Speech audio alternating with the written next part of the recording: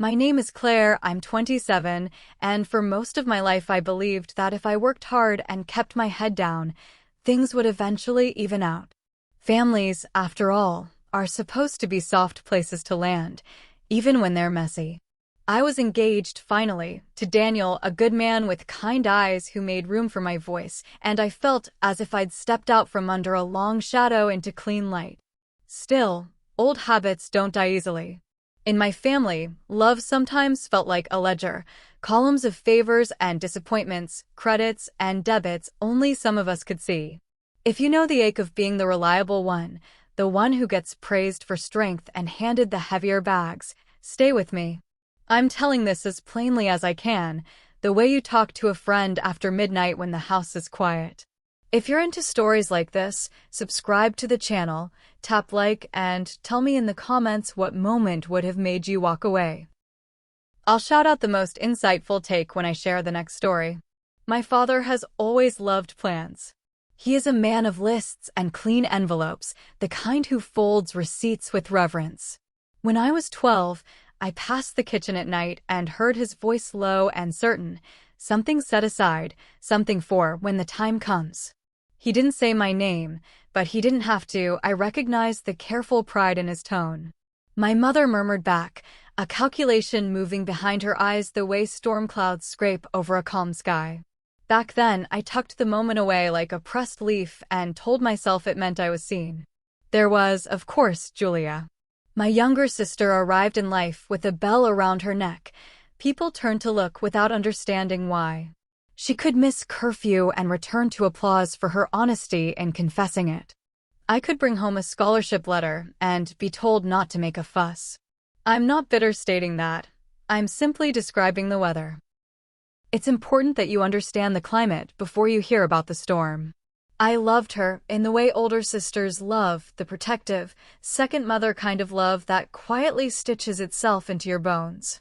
Daniel proposed on a Sunday afternoon after we hiked until our legs trembled and the horizon looked close enough to touch. We sat on a rock sharing lukewarm water, and he asked like he was offering me a home he'd spent years building. When we told my parents, my father hugged me longer than usual, and my mother's mascaraed smile trembled. Julia clapped and said she'd always pictured herself in sage green. It was a small moment, easily swallowed by the congratulations, but it sounded less like excitement and more like acclaim. Wedding planning is an odd dance between fantasy and spreadsheets. Daniel and I made lists we could afford and lists we could dream about. We weren't reckless. We set ceilings for everything: the venue, the food, the band. Ceiling being a generous word for numbers that still made me nervous. My father, unprompted, told me he'd handle the big things. He said something had been tucked away for years, to give you a real start. He named a figure once, casual as a weather report, around 60,000. It landed in my chest like a warm stone. Not just money, but proof of a promise. I didn't tell my friends that part. It felt private and, more than that, fragile. Money warps conversations. It can turn a celebration into a referendum on fairness. So I told them about the venue we loved, the old greenhouse with weathered beams and glass that turned afternoon into a soft, green cathedral. I told them about Daniel's grandmother who wanted to bake the cake. I told them how my father kept asking for the particulars, meaning timelines and deposit dates, and how I felt, for once, like the beneficiary of his carefulness instead of its target. Still, there were small snag points, threads catching on the edges of things. My mother's smile tightened when I mentioned the guest list. She asked 3 times whether we could keep it modest. She made it sound like good manners, not constraint, and maybe it was both. Julia sent me a dozen photos of dresses she might wear to the rehearsal dinner, all green, none particularly modest. When I asked about her schedule for fittings, she wrote back, "We'll see," the way she always did, as if time would reorganize itself around her when it mattered. One evening, I visited my parents with a folder of contracts and a sticky-noted timeline Daniel had made.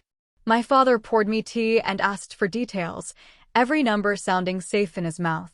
He held the venue brochure longer than he needed to, nodding in approval at the greenhouse beams. My mother rinsed dishes loudly and asked whether backyard weddings had come back in style.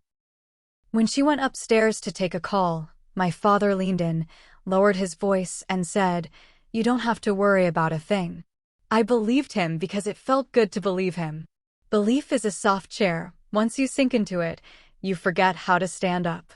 Days passed in ordinary happiness. Daniel and I circled dates on the calendar in pencil. I ordered fabric swatches. Julia ignored my messages, but posted stories from wine bars. My father texted me a thumbs up after I sent him a photo of the florist's mock bouquet.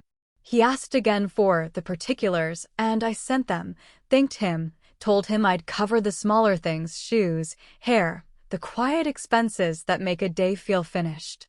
It felt like balance. It felt, briefly, like fairness. The first ripple of unease came disguised as logistics. The venue emailed a friendly reminder about the deposit window, a courtesy nudge that might have gone to spam. I read it twice and pictured my father's envelopes, the tidy stacks in his desk drawer labeled in his square hand. I almost forwarded the email to him, then stopped, embarrassed by the impulse to double-check a man whose life runs on double-checks. I closed my laptop and told myself to practice something new, trust without audit. When Daniel asked if everything was on track, I said yes and meant it. That night, though, a small thought nagged me awake, the memory of being 12 and hearing a promise through a cracked kitchen door. I tried to shrug it off, to remind myself that money wasn't the point, that a wedding is a day and a marriage is the rest. But I also knew the promise represented something I'd rarely been granted in our house, deliberate care, given to me first.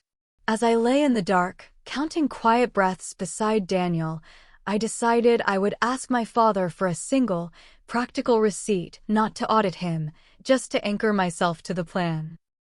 In the morning, I rehearsed the question while brushing my teeth, simple, respectful, the way you ask someone for salt at dinner.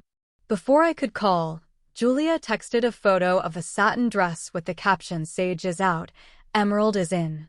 I typed and deleted 3 replies, finally sending a neutral heart. Then I dialed my father. He answered on the second ring, cheerful, asking about my week. I asked my question gently, the smallest thing, had he already handled the greenhouse deposit, or should I put it on my card and he could reimburse? There was a pause long enough to hear my own breath. And then he said, too brightly, "Everything's under control, Claire. Let's talk about it when we all have more time." I hung up and stared at my phone until the screen went dark. Under control is a soothing phrase, but it tells you nothing. I wanted to believe him. I wanted that more than anything. I folded laundry. I answered emails. I told myself families are complicated and planning is messy, and this is what faith looks like in practice. But that night, when I opened my calendar to pencil in deadlines, my hand hesitated. In a family where love sometimes felt like a ledger, I had learned to tally without looking like I was adding things up. And something somewhere was not balancing. When you grow up in a family like mine, you learn to read between the lines. Not the words spoken, but the pauses, the side glances, the sudden shifts in tone. Those were the real conversations. And lately, there were a lot of them. After my father brushed me off about the deposit, I tried to let it go. Daniel told me not to stress, that my dad probably wanted to surprise me, that maybe he had his own way of handling things. I nodded, but in the quiet hours, doubt scratched at me like a mouse behind the walls. I wasn't imagining the evasions, the clipped tones. Something was off. Julia, meanwhile, was glowing. Not in the normal, Instagram-filtered way she always did, but in a way that suggested sudden windfall. She started showing up in new outfits, designer bags slung carelessly over her arm, nails freshly done every week. When I asked if she'd landed more shifts at the wine bar, she laughed. "Let's just say I've got support where it counts." Support. That word hung in the air like smoke. Julia always had support. That was the problem. I brought it up to my mother once, casually, as we folded linens together. "Julia's looking well off these days." My mother didn't look up from the fitted sheet she was wrestling. "Your sister has been under a lot of pressure. She deserves some relief." Relief. Another word with edges. I pressed a little. Relief from what exactly? That's when she shot me the look. The one that meant drop it. The one I'd seen my whole life whenever fairness dared to knock on our door. The conversation ended there, but the unease didn't. It thickened. A week later, I stopped by my parents' house to pick up some old photo albums for the slideshow Daniel and I were putting together. My father was in his office, the door half closed. I heard Julia's voice first, low, urgent, then rising with that sharp whine she used when she wanted something. Dad, you said it would cover me through the summer. What about the fall? I can't just be left hanging. I froze in the hallway. My father's voice followed, measured, calm. We'll figure something out. But you need to be more responsible with what you've already been given. My heart thudded in my ears. I didn't need to hear more. I knew. That night, Daniel found me at the kitchen table staring at the florist's invoice. He reached for my hand. Claire, talk to me. You've been somewhere else lately. I told him everything, the vague answers, Julia's sudden spending, what I'd overheard. His brow furrowed deeper with each detail. Are you saying you think? He didn't finish the sentence, maybe because he didn't want it to be true. I don't think, I said quietly. I know. For the first time, I admitted it aloud. The fund wasn't just in jeopardy. It was gone. The next day, I called my father again. This time, I didn't dance around it. Dad, I need to know. Has the wedding fund been used for something else? Silence. Then a sigh. Claire, listen. Julia is in a tough place. She's drowning in debt, and without our help, she won't make it. You're stronger. You have Daniel. You'll land on your feet. The words stung like acid. Stronger. That was always the excuse, wasn't it? I could handle being robbed, being overlooked, because I could handle anything. Meanwhile, Julia needed. Julia deserved. I didn't cry. Not then. I just said, thank you for telling me, and hung up. Daniel tried to comfort me, but my mind had already shifted. The grief was still there, yes, but braided tightly with something sharper. Resolve. Because in that moment, I understood something with perfect clarity. They thought they had taken everything.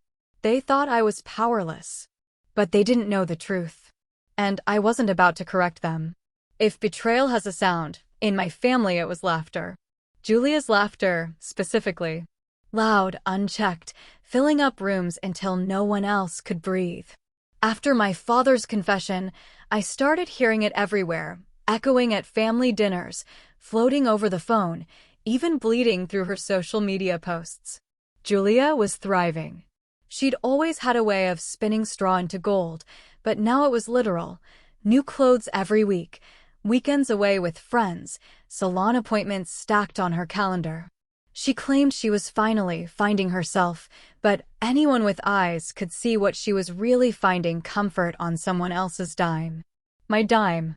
At Sunday dinner, she breezed in late, draped in emerald silk that shimmered under the dining room light. My mother clucked admiringly, my father smiled tight, and I sat there with my fork poised, wondering if anyone else noticed the silence that filled the spaces between their praise. Julia didn't thank them, didn't acknowledge what she'd been given. She just basked in it, as though she were entitled to the sun and we were lucky to orbit her. Claire, have you picked your dress yet? She asked suddenly, flashing me that sly smile. I swallowed hard. I have a few in mind. She twirled her wine glass. You know, I read this article that said expensive weddings don't guarantee happy marriages. Sometimes simpler is better. My mother nodded vigorously. My father cleared his throat. I forced a smile and said nothing, but inside, my stomach churned. This wasn't concern for me. It was performance. Julia was rewriting my story into a cautionary tale, all while living off the very promise she'd stolen. That night, Daniel wrapped his arms around me in bed. We'll make it work, Claire, he whispered. We don't need anyone else. We'll cut corners if we have to. I pressed my face into his chest, grateful for his steady heart. But quietly, in the dark, a thought began to grow. Maybe I couldn't stop them from betraying me, but I didn't have to play their fool. The first step was silence. I stopped asking my parents about the money. I didn't challenge Julia when she flaunted her luxuries. I played the part of the dutiful daughter, grateful for scraps, smiling when expected.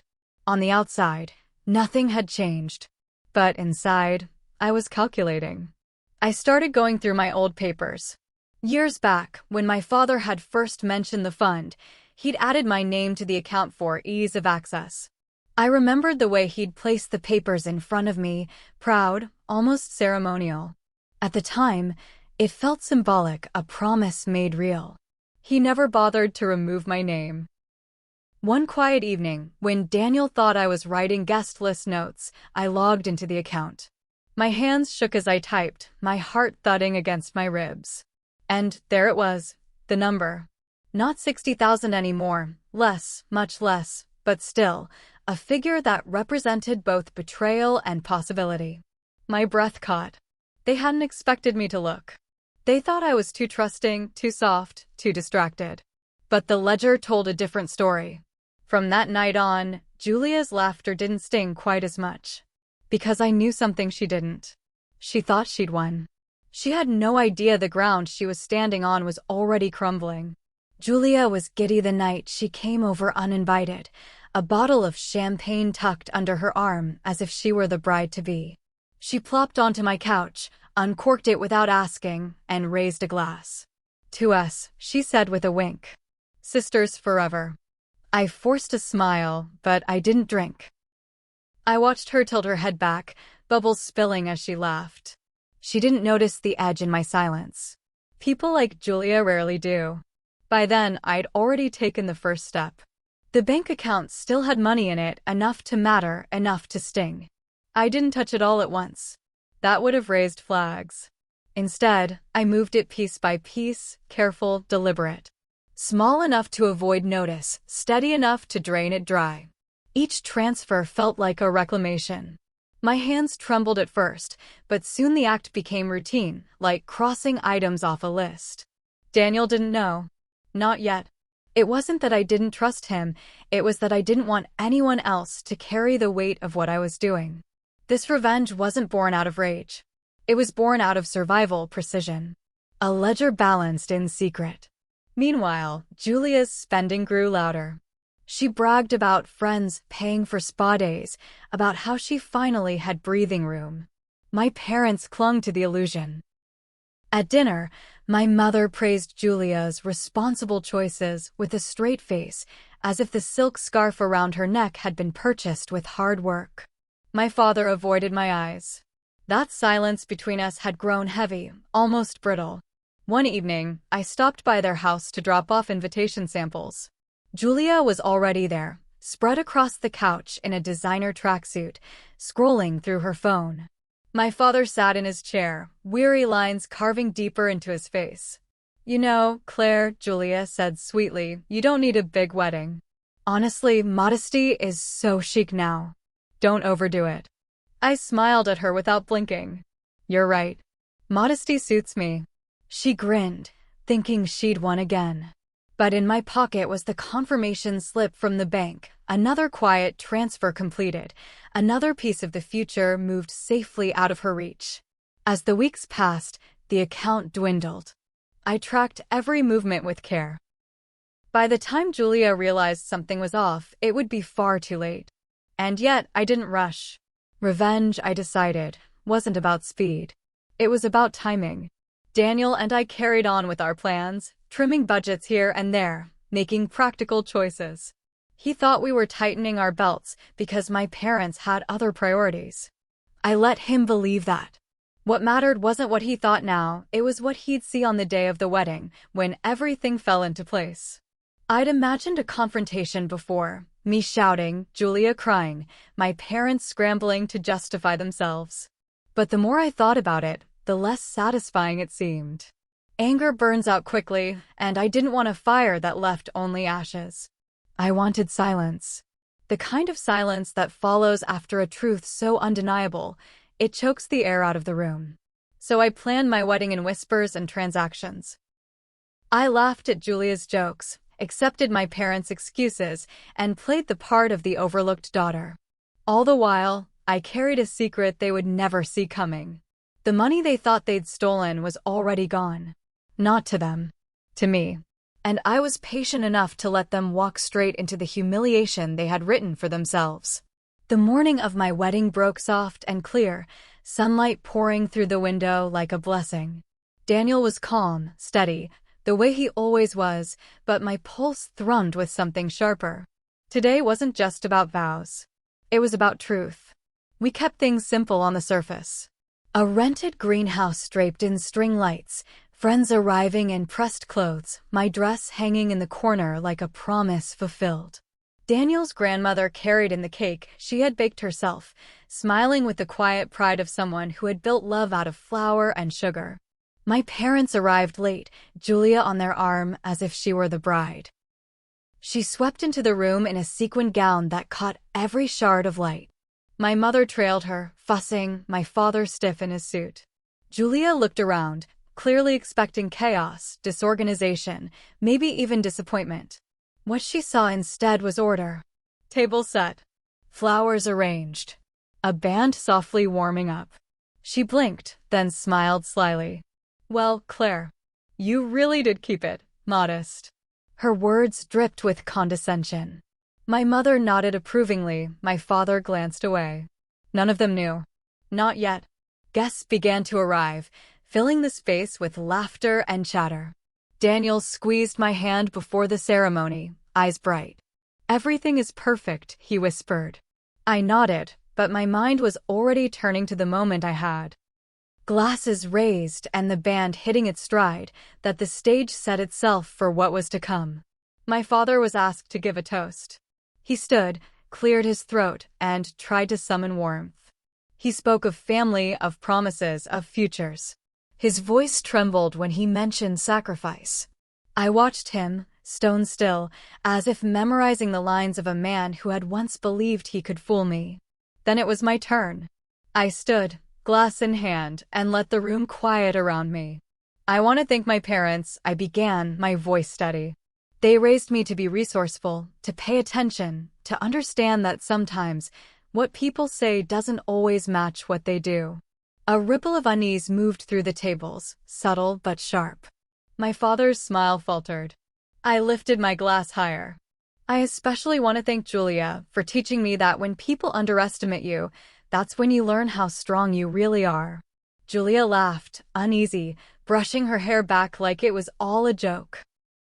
But her eyes darted to my father, searching. I let the silence stretch before finishing.